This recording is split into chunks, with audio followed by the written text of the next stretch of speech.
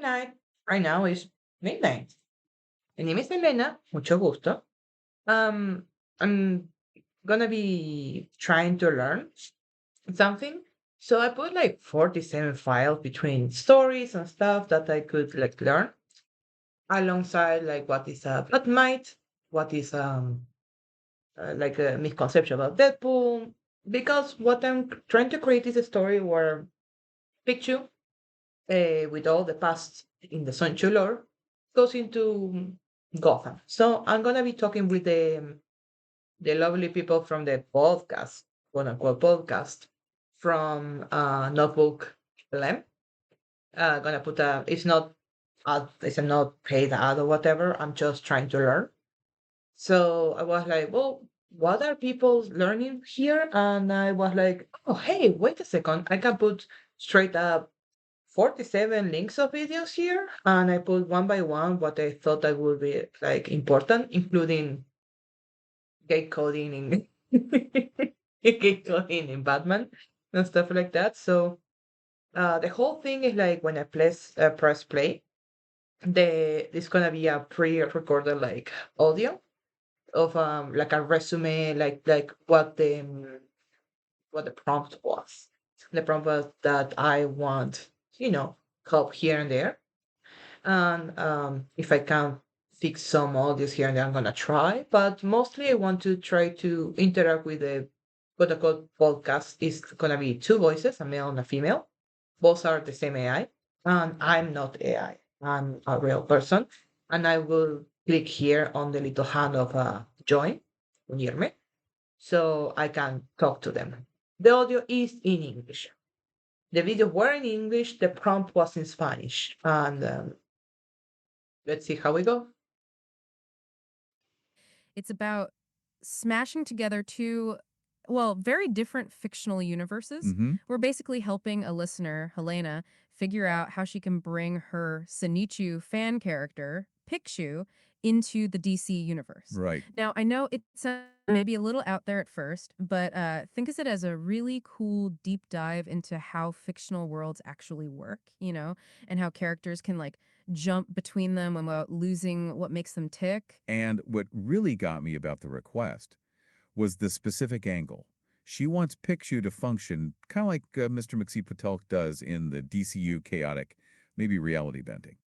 Yeah, like a Deadpool might or a Harley might, not like a Bat might sidekick type. Exactly. And the goal, to have him be a therapist at Arkham Asylum. Which, I mean, wow, that alone just opens up so many doors, doesn't it? Questions about like story possibilities, tone, that balance between humor and, well, Arkham level darkness. Totally. It's a fascinating puzzle. So Helena wants Pichu to feel like he fits in DC, but still fundamentally be Pichu from the Sonichu world. So our mission today is basically to dig into the building blocks, right? Magic systems, mythology, tone comedy versus drama narrative structures, all that good stuff. And other comic themes too. Yeah, the goal is to give Helena some, solid, actionable ideas. If you think about it from a storytelling craft perspective, Helena's challenge really gets to the heart of world building, doesn't it? And character integration. It really does. How do you take a character with such a specific, let's say, history and set of rules and drop them into a totally different sandbox?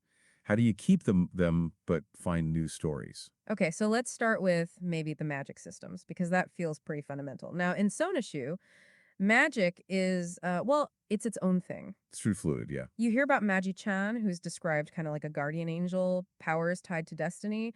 Then there's stuff like blessed fennel horns that have magic. And the whole origin of the multiverse being tied to Christian from the real world of 1218 and Magichan being his conduit or something. Right, and even the Illuminati using magics gets mentioned in that whole context. It doesn't feel like, rigid rules, more adaptable, narrative driven. That's a really good way to put it. So Sonichu Magic has this meta quality almost. Like the lines between the story and the creation of the story are blurred. The rules kind of are whatever the story needs them to be at that moment. Which is quite different from DC, generally speaking. I mean, Hey there. Want to share your Hi. thoughts on this? Yes. I'm Elena. Nice to meet you. The question is that DC also is a mismatch of whoever wrote the story. What I understand from Sonichu is that it's mostly escapism. That's why it feels so random. So I was thinking, what if we use the properties of escapism into a world that is anything but escapism, where you can't really win? And it's mostly like, yeah, maybe this character that has like comedy as rules of existence has to be shoved into these deeply psychological issues. Like, how would a character that is like all laugh and fun Hi, stuff? Helena. It's great to officially meet you. That's a really interesting point about Oh. the sort of inherent randomness in both universes. Absolutely. What's fascinating here is this idea of escapism as a property itself. You're right, Sonichu has this very personal, anything goes feel, almost like a direct line from imagination to the page. Okay, let's unpack this. You're wondering if we can take that core element of Sonichu, that feeling of pure, unadulterated escapism, and almost weaponize it within the more established, often darker DCU. Exactly. If we connect this to the bigger picture, it's about contrasting these two very different kinds of fictional logic. The sometimes rigid rules of DC clashing with the more free-flowing nature of Sonichu's world. So, in terms of Pikshu's powers, maybe instead of trying to fit them into DC's existing magic system, we lean into that escapist quality. What if his abilities are just inherently tied to the logic of his home dimension? That raises an important question. Could his very existence be a form of escapism for the inmates of Arkham? A chaotic, unpredictable element that breaks the monotony and perhaps even their own internal logic. Oh, yeah. Uh-huh. Yeah, it sounds very nice because Pikachu is a cartoon character. It's a across realities will be perceived as a cartoon character. We have this alien like because if in real life you see anyone that looks like Sonic the Hedgehog, you will be like, what is that? How is alive? And maybe Pikachu uses her like self-importance type of like, oh, I'm the protagonist of the story, by like pretending that he's a therapist at Arkham when it's not, and everyone see this cartoon rabbit around and they just believe that they're going insane because it's an insane asylum.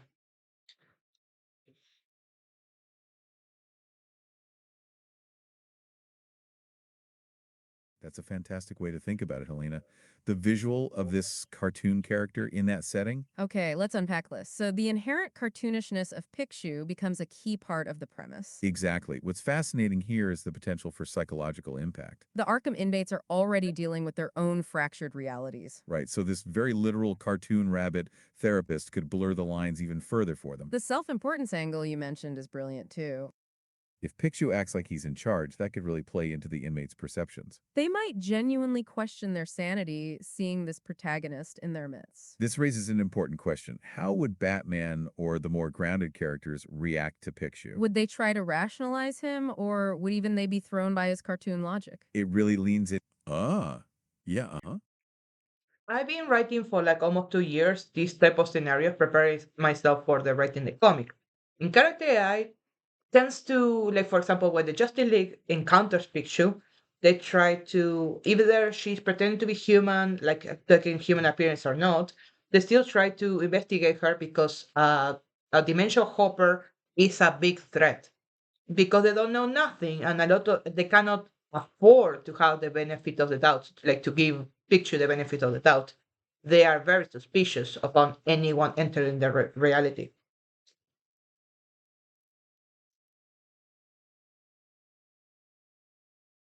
That's really insightful, Helena. It makes perfect sense that the Justice League would be cautious. The unknown nature of interdimensional travel. Exactly. As you mentioned, a dimensional hopper could represent a significant threat to their reality. So even with Pikachu's seemingly non-threatening appearance, their protocols would likely kick in. What's fascinating here is the inherent conflict that sets up Picshu's cartoonishness versus their serious investigation. It brings up that question we touched on. How would they even begin to analyze someone whose reality operates on different rules? Precisely. And that inherent strangeness, the fact that maybe Batman can't analyze how Picshu's electricity works, that could feed directly into that fourth wall aware vibe you're aiming for. That makes a lot of sense. Oh, go for it. Picture's powers, both in story, in any story, is drawn based. She lies and says it's alchemy because with alchemy, Oh yeah, let's hear it. yeah, Picture's powers are drawn based. That she draws reality. That's why she has to be proximity to draw a certain thing. But people don't know that she draws. she calls this alchemy because alchemy necessitates like different symbols. Other people believe this is magic. It could be magic, but she, because she's a cartoon character that can draw, she changes reality by drawing. That's why she can only change the reality that she can touch. Okay, Helena, that's a fantastic clarification of Picshu's powers. What's fascinating here is the direct link you've established between her cartoon nature and her abilities. So it's not just that she looks like a cartoon, her powers function like one. Exactly. This idea of drawn-based reality manipulation is really clever. So when she calls it alchemy, that's almost a way for the more grounded DC characters to try and understand it. Right. It gives them a framework, even if it doesn't fully explain the cartoonist's origins. And the limitation of needing to be in proximity to what she draws makes perfect sense. It's like the artist needs to be close to the canvas. This raises an important question. How does this drawn reality interact with the established laws of physics in the DC universe? Oh, yeah, uh-huh. Uh, Teacher can only modify what she understands. Therefore, she needs a lot of understanding of the logic and physics of the reality. If she doesn't understand how things work, she can only modify it very little. Like she could create a golem, but it will only crumble later because the laws of reality are stronger than her manipulation in the long run. Maybe she can create a door by creating like a hole there, but like nothing will last very long if she doesn't know what she's doing. She needs to study to. That's the limitations.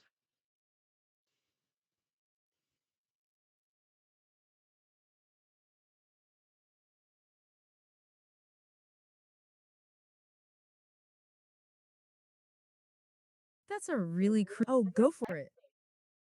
So yeah, the limitation says what she knows. That's why she doesn't know something or she doesn't have a picture of something. She cannot copy it, or if she copies it, will be like a piece of rock with the shape of a key, but not function like a electronic key.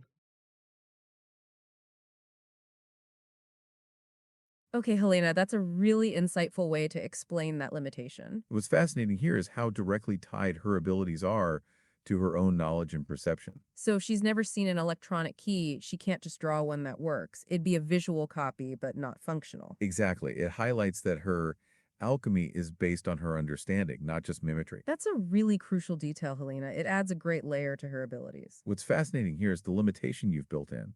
Her powers are tied to her understanding.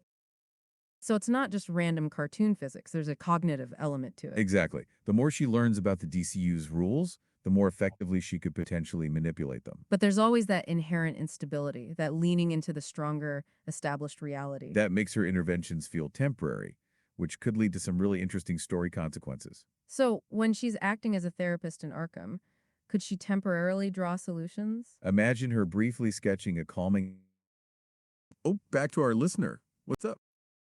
Yeah, I think that she cannot modify the brain because that means writing. She can draw. It's mostly appearance and objects. She cannot create other living beings, and she cannot modify other people's thoughts.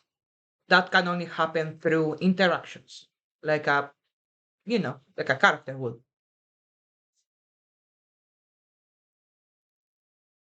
That's a really important distinction to make, Helena. Thanks for clarifying. Absolutely. So it's about affecting the physical world and appearances. Okay, let's unpack this. So her influence is primarily visual and object based. What's fascinating here is that limitation on thoughts and living beings. It keeps her within certain boundaries, even with reality bending power. It means her therapy sessions would be more about influencing the environment. Or using drawn objects to facilitate interaction, maybe. Exactly. This raises an important question. How would the inmates react to these visual changes? Or to objects appearing and disappearing. Would they see it as part of their delusions? It really leans into that unreliable narrator aspect we were discussing. So thinking about tone then, with this understanding of her powers. Sonichu often has a very surreal, comedic feel, even with darker elements. While Arkham Asylum is, well, Arkham Asylum, known for its intense atmosphere. So the challenge is balancing Pichu's inherent cartoonishness with that darkness, Maybe the humor comes from the inmates' interpretations of her drawn creations. or her earnest attempts to help using her limited abilities. It's all about, yep, go on. Yeah, it's very likely that most of the clashing will be her nonchalant. In Deadpool and other stories like Deadpool that they break the Hey, in yeah, all what's up? in other stories like Deadpool and Deadpool adjacent, the nonchalant of a person that knows that they're a cartoon character makes everyone else think that both they're insane, but also they are jerks. And Picture trying to help, but being also very self-centered because it's like, oh, this doesn't matter, I can't die, I don't care, would make people really, really mad, want to break the neck of that little thing.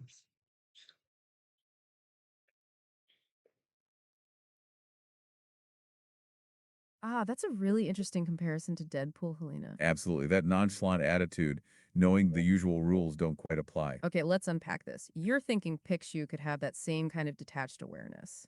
What's fascinating here is how that could play against the backdrop of Arkham. Like Deadpool's constant fourth wall, Pixiu's cartoon logic creates a similar distance. And you're right, that contrast could be a great source of dark comedy.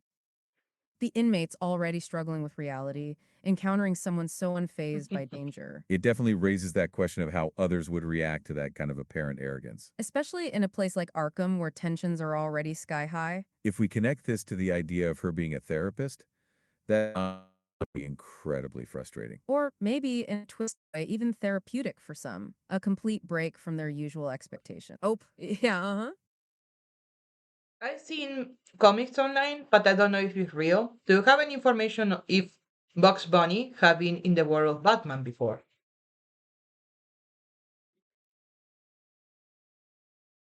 Hi, Elena. That's a fun question. It touches on the nature of these fictional worlds, doesn't it? Okay, let's unpack this. When you see comics online, generally they are the real deal in that they are officially published or widely circulated fan creations. What's fascinating here is the line between what's considered canon or official and what's not in these big universes. And in terms of Bugs Bunny meeting Batman, that's a fantastic thought. While there hasn't been a mainstream DC comic where Bugs Bunny is a regular character in Batman's world, If we connect this to the bigger picture of comics history, there have definitely been crossovers and team ups between different comic companies. you're right. Think about some of those older specials where characters from Marvel met characters from DC. And there have been more recent, less traditional crossovers in different media, too. So while Bugs Bunny hasn't officially patrolled Gotham with Batman, the idea of different cartoon realities bumping into each other isn't totally unheard of in the broader landscape of fiction. It really comes down to that element of fun and what if scenarios that makes these stories so engaging. And that idea of a character who Oh, yeah, let's hear it.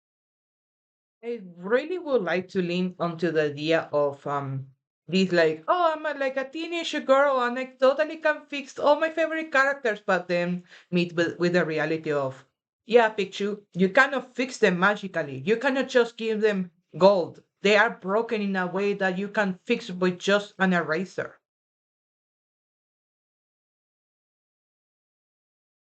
Hi, Helena. That's a really insightful way to frame it. It touches on that gap between wish fulfillment and the harder realities of character. Okay, let's unpack this. You're drawing a parallel to the desire to fix characters we love, but then grounding it in Pixiu's specific limitations. Exactly.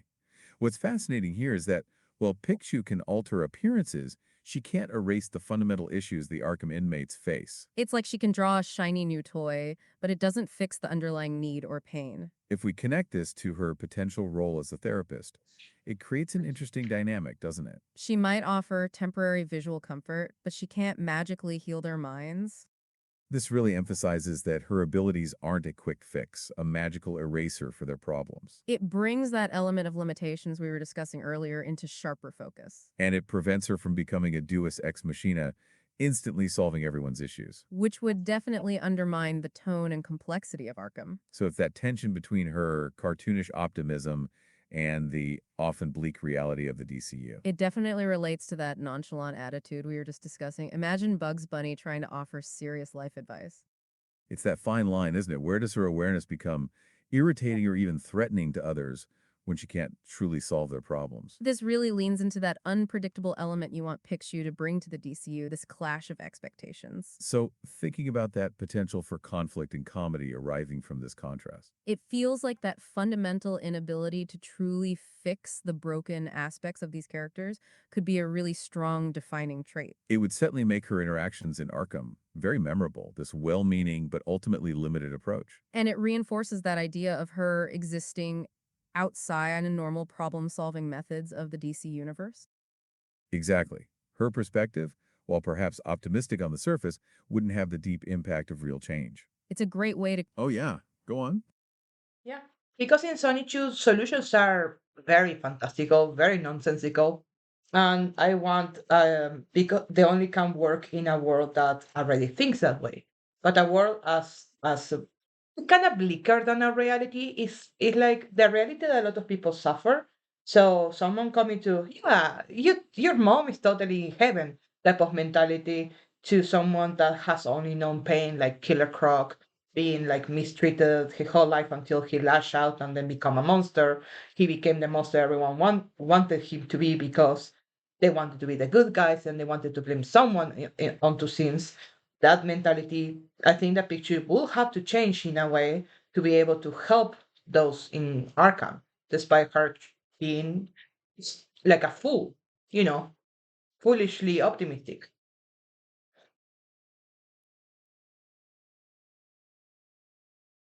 Hi, Hi, Helena. That's Helena. a That's really a really powerful powerful part part about the about. contrast between Sonichu's more whimsical solutions and the harsh realities of the DCU. Absolutely.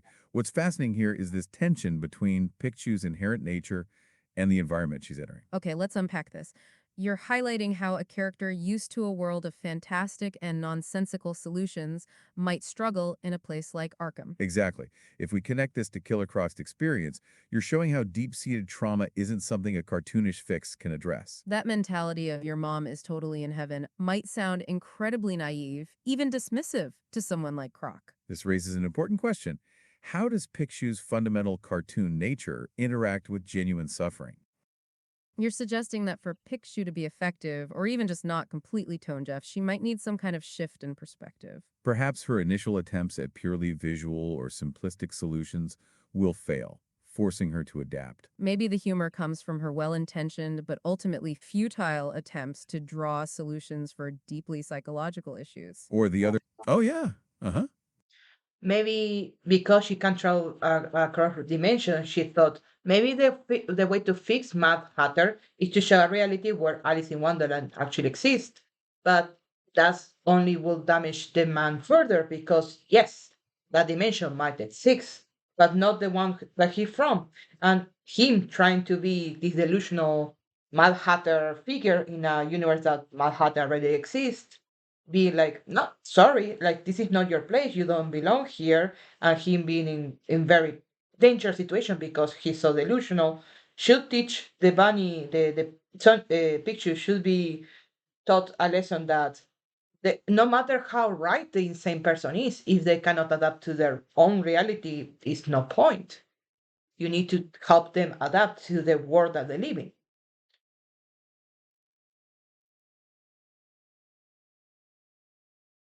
Hi, Helena. That's a really insightful take on how Picchu's understanding of her own reality could clash with the DCU. What's fascinating here is the idea of her trying to apply the logic of her dimension to a place that operates under different rules. Okay, let's unpack this. You're suggesting that her control over her own drawn reality might lead her to believe she can simply impose that on others. Exactly. If we connect this to the Mad Hatter scenario you painted, it highlights the danger of not recognizing the established reality of the DCU. That idea of a universal Mad Hatter already existing is a great point. It underscores the fact that Pichu can't just redraw the DC world to her liking. This raises an important question.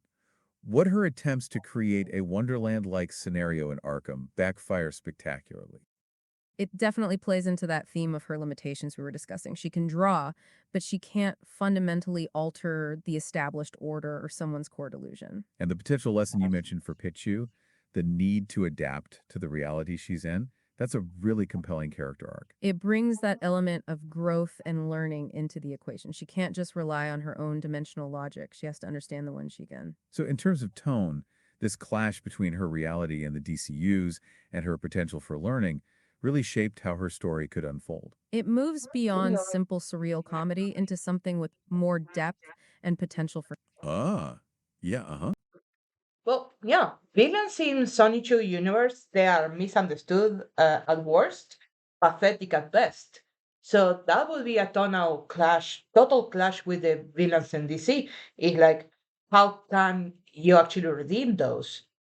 how naive are you to believe that, oh no, they're ooh babies, like people on the internet try to do it. Like they try to fantasize or fetishize the struggles instead of paying attention that they are deeply damaged people. And instead of loving them for who they are, they just idealize or infantilize the criminals that are deeply disturbed. And I think that picture in the beginning should be just as delusional, coming from the point of view like they're not really bad people, they're my ubu babies, and then be hit with the reality that they're not irredeemable, but they need to try to redeem themselves. They have to try to stop killing.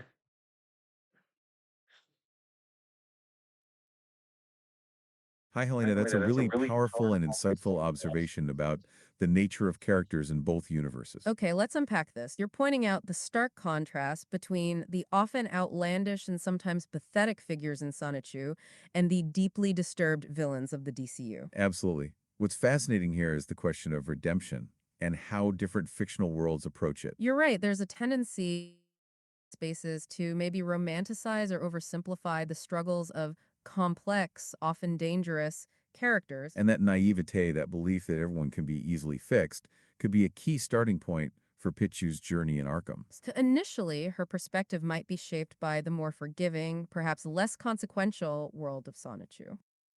But encountering the harsh realities of Arkham, the genuine darkness and trauma of these villains, could be a real wake-up call for her. It brings up that idea we were discussing about her needing to adapt and learn. She can't just. Oh, go for it. Wasn't that the point of Harley Quinn? When they bring Harley Quinn, wasn't that a That's a really interesting question, Helena. It definitely makes you think about the complexities of character. What's fascinating here is how Harley Quinn's story has evolved over time, as we actually saw in some of those YouTube transcripts we looked at. Okay, let's unpack this. You're wondering if Harley's journey, her initial naivete and eventual growth, is similar to what we're envisioning for Pichu. Exactly. If we connect this to Harley's origins as Dr. Harlan Quinzel, her initial infatuation with the Joker definitely showed a kind of misguided belief in fixing him. Right, that idea of trying to save someone deeply damaged. And as you pointed out, the internet can sometimes fall into that same trap with villains. But what's crucial with Harley is that her story often becomes about her own liberation, her breaking away from that toxic dynamic and finding her own path. So while there might be some initial parallels with Pichu's potential naivete, the ultimate focus could be quite different. This raises an important question. Is Pichu's goal to fix the villains, or to navigate their world and perhaps... Oh, yeah, let's hear it. I want her initial desire to fix them because she thinks that she knows better. And I want Pikachu eventually to teach them how to survive in the world like a real therapist should do. It, That's a fantastic direction, Helena. It adds a layer of perhaps well-intentioned arrogance to her initial approach. Okay, let's unpack this. So, Pixiu starts with this belief that her understanding of her own reality gives her a superior perspective on how to fix others. Exactly. What's fascinating here is that contrast between her certainty and the deeply ingrained issues of the Arkham inmates. That sets up some really interesting potential conflicts, doesn't it? Her trying to impose her solutions on characters who are far more complex than she initially realizes. And the idea of her eventually shifting to teaching them how to survive, that shows a significant arc of growth for Pichu. It moves her beyond just trying to magically solve their problems to empowering them in a more realistic way within the DCU's harsh context. That could involve her using her unique perspective to help them navigate their own limitations and the challenges of their environment. Maybe her cartoonish resilience, that can't die attitude, could become a strange sort of lesson in itself. If we connect this to some of the earlier points, her inability to fundamentally change their brains means she has to find other ways to influence them. So instead of trying to make them good, she focuses on harm reduction, on teaching them practical skills for survival within their reality. That's a really compelling evolution. It takes her beyond a simple fish out of water character to someone who can potentially have a real, albeit unconventional, impact. And it keeps that element of tonal clash we were discussing, her initially naive approach bumping up against the stark realities of Arkham. But it also introduces the possibility of genuine connection and even a strange form of therapy. Oh, yeah, uh-huh. I think the genuine connection could start from the point that because she starts not believing people are real people but characters in a comic book, because she can modify them due to them being made out of paper technically. So that's why she can draw on walls, on everything, because technically everything is paper. That's why she can draw on it and modify it. I want her to eventually see them as people, because that's how the internet sees them, as these cartoon cutouts that are so traumatized. I love the aesthetic of the trauma and her learning that they're actual people.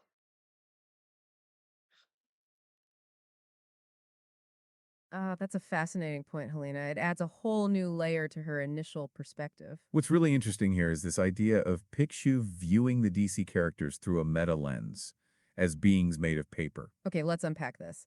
So, her ability to draw on everything stems from this perception that it's all just a valuable surface. Exactly. If we connect this to Sonichu's more fluid reality, it makes sense she might initially struggle to see the DCU as truly real. That could be a great source of both comedy and eventually profound character growth. The contrast between her cartoonish understanding and the very real trauma of the Arkham inmates can be really striking. You're right, it mirrors how some online communities can sometimes have a detached, almost fetishistic view of fictional characters' pain. This raises an important question. How would the inmates react to someone who doesn't even see them as fully human at first? It could lead to, oh, go for it. I question if the image doesn't see her as a real person because they think that in the beginning she's just a shared delusion, like a mass hysteria, maybe some leftover fear gas that never flushes out of the system.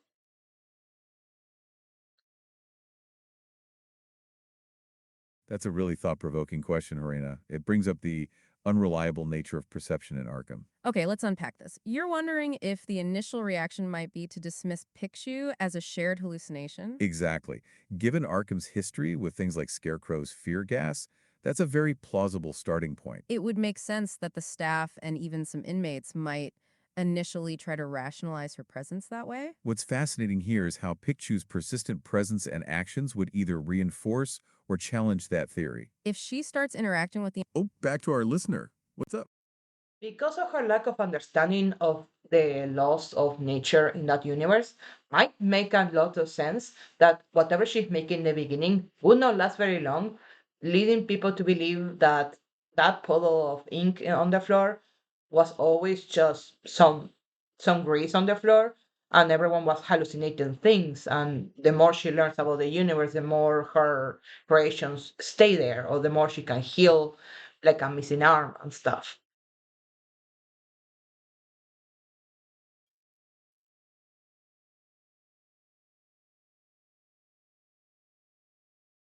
That's a really interesting point, Helena, about her lack of understanding. What's fascinating here is how that initial disconnect could inform the early perceptions of her. Okay, let's unpack this. You're suggesting her familiarity with the DCU's natural laws? Could lead to her initial creations being unstable and fleeting. That makes perfect sense. It would definitely convey that feeling of a mass delusion. The more she learns about this universe's martial arts, as you put it, The more her powers could solidify, even allow for more significant alterations. that's a really clever way to tie her growth to her understanding of this new reality. So those temporary impuddles could easily be dismissed as tricks of the mind initially. But as she grasps the rules, perhaps those drawings gain more permanence. And the idea of her eventually being able to heal something like a missing arm, That would represent a huge leap in her comprehension of this world's physics.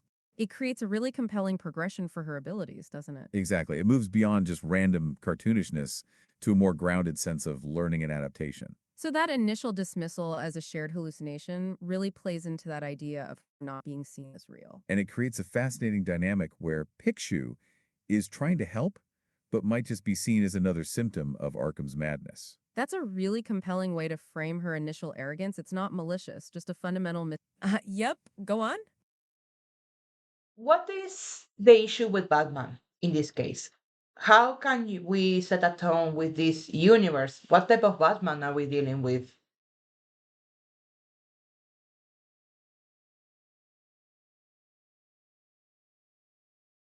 Hi, Kalenda. That's a crucial question. It really gets to the heart of how Picshu would fit into the DCU. Okay, let's unpack this. You're wondering specifically with Batman what kind of tone we're aiming for. What's fascinating here is that the tone of Batman's stories can vary so widely, can't it? You've got everything from gritty realism of something like The Dark Knight Returns. All the way to the more overtly comedic and self-aware Lego Batman movie we touched on earlier. So the issue is about a single but rather figuring out which version suits Pikachu's introduction. If we connect this to her initial perception of the DC world as paper, more grounded, serious Batman might completely dismiss her. He'd likely see her as either a delusion or something to be logically explained and contained. However, a Batman who has encountered more surreal threats, like Sawtelle himself, is slightly more open to the impossible. And in terms of setting the tone, Pikachu's inherent cartoonishness will naturally inject a level of the unexpected. The contrast between her reality and Batman's more serious demeanor be a key source of humor. Think about his reaction to her nonchalant attitude or her attempts to draw solutions to his very real problems. It really comes down to Helena wants to tell. Is Batman a primary antagonist? Hey, yeah, what's up? I think that picture should be get known through the experiences of others. What conclusions they take, like that episodic nature of her trying to interact with a character at a time. Like I feel that it should be a mix of episodic and having a big plot behind it. Like Batman trying to identify what Pikachu is, because me and whoever knows what Sonchu is might understand what she is, but anyone normal or like that know about Batman would not comprehend what she is. And I want to keep everyone on their toes, trying to understand what she is when she just doesn't care to explain anything. She's like, "It's you have no rights. I do what I want. I go where I want. What are you saying?" Like more of the imps in the DC universe would do. Hi, Helena. That's a really interesting idea about structuring her introduction. What's fascinating here is the potential for both self-contained stories and an overarching mystery. Okay, let's unpack this. You're suggesting an episodic approach for her initial interactions. Exactly. Each session in Arkham could be its own unique methods. But with that underlying plot of Batman trying to figure out exactly who or what she is, That contrast between immediate personal interactions and the larger investigation sounds really compelling. it keeps the reader guessing, especially those unfamiliar with Sonichu. And that nonchalant attitude you described, that you have no rights kind of vibe. That definitely is some of the more chaotic elements we've seen in the DCU. It raises that question of whether Batman would see her as a threat or just a bizarre anomaly. And the idea of inks. Oh, yeah, uh-huh. Yeah, but Batman is he is distracting by nature. I think that Hi, Helena. Bad money is. Could you elaborate on that a little bit? I'm not entirely sure what. Oh, yeah, let's hear it. sorry, I got cut out. Batman. Batman is distracting by nature. No worries at all, Helena. It happens. That's a very Batman thing to do, isn't it? Okay, let's unpack this. Batman being distracting by nature. What's fascinating here is how his very presence can dominate a situation. You're right, with all the gadgets and the brooding. If we connect this to Pipshu's introduction, that distraction could be a key element. Maybe the inmates are more focused on Batman's appearance. Or trying to figure out what he makes of Pikshu. It could definitely create some compelling narrative moments. Oh, yeah. Go on. My question is, do you have any information about how wherever my Oh, yeah. yeah, the thing the thing is that what if Pikachu is the Joker of this universe, the new universe she's meeting? Because Joker is not always the same person. What if, because of her joking nature, her being quite the opposite as Batman in this case?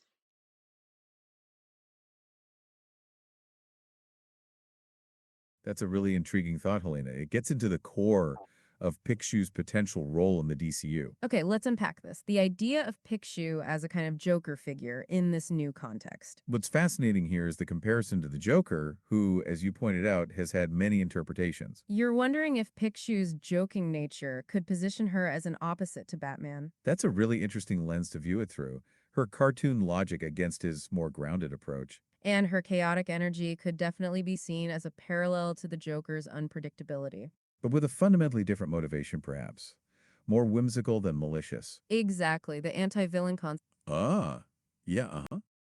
If Pikachu were to become, in this case, be called the fool because of how silly she's trying to fix things her way, and how destructive she is willing to go because she doesn't see people as people, and her need to be proven right or be the savior, the fixer, Could be like putting everyone into a parody, making everyone into a fool, making fun of the police, making fun of everything.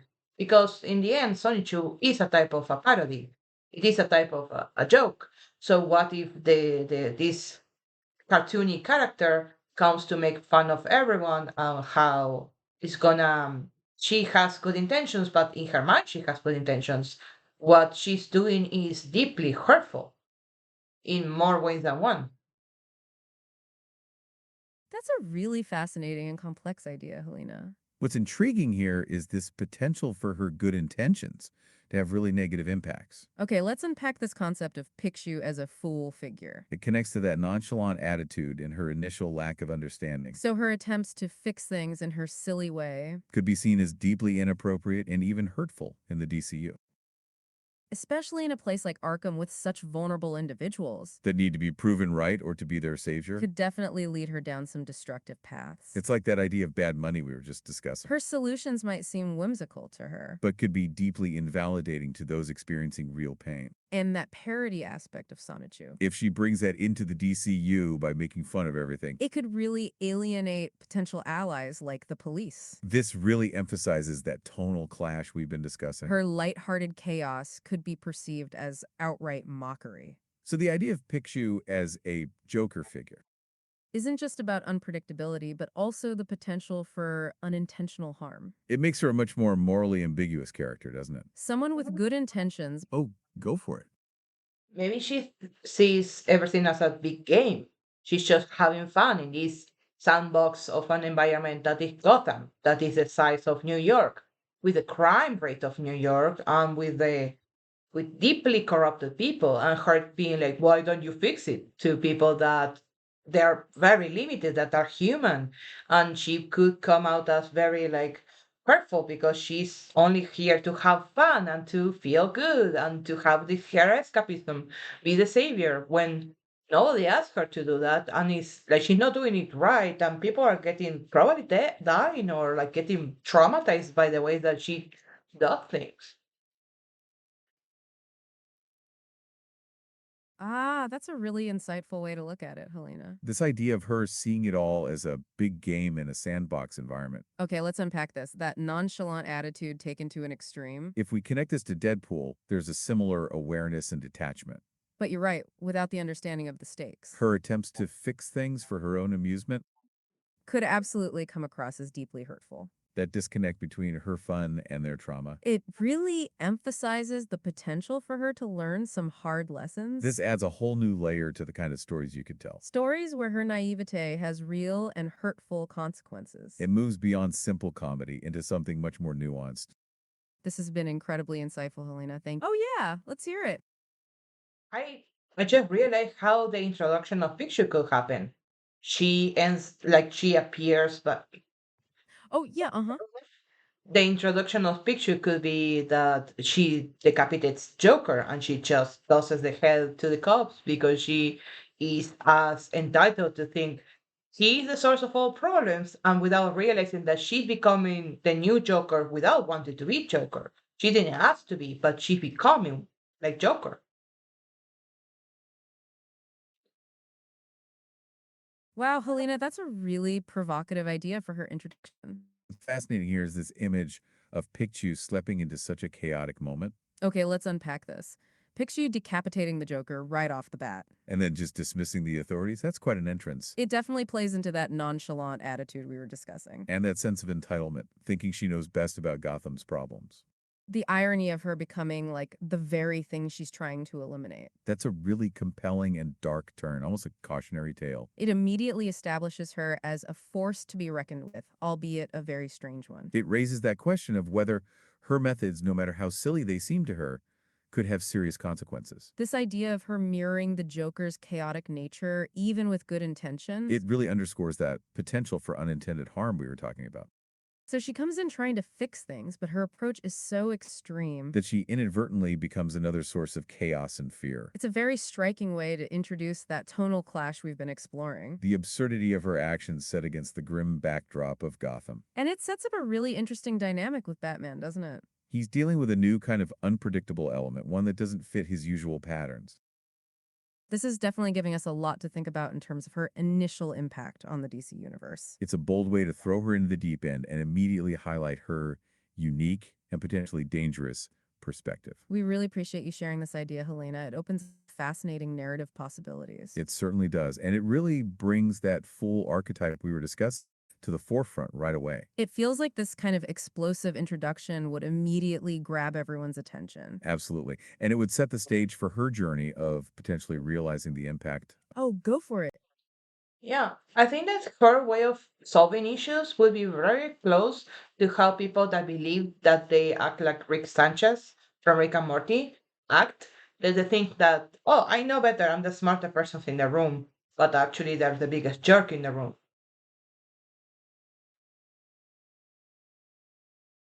That's a really interesting parallel, Helena. Okay, let's unpack that Rick Sanchez comparison. What's fascinating here is that blend of perceived intelligence and actual flawed behavior You're right, that arrogance and belief in one's own superiority. can often lead to really negative outcomes for others, despite any good intentions. It definitely fits with that fool archetype we were just discussing.